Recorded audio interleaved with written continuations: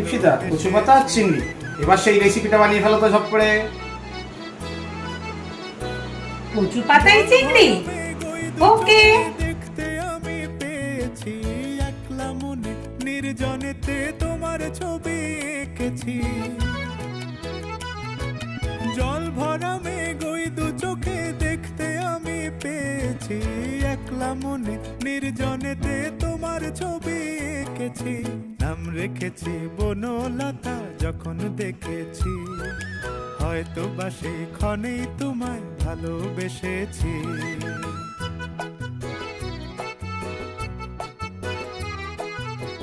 বনলতা কথা হয়ো না গো কুণ্ঠি, এই না তোমার কচু পাতায় চিংড়ি রেডি।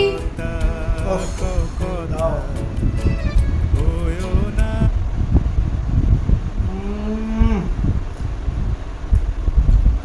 কোনো কথা হবে না, জাস্ট ফাটাফাটি, আর কিছু বলবো না।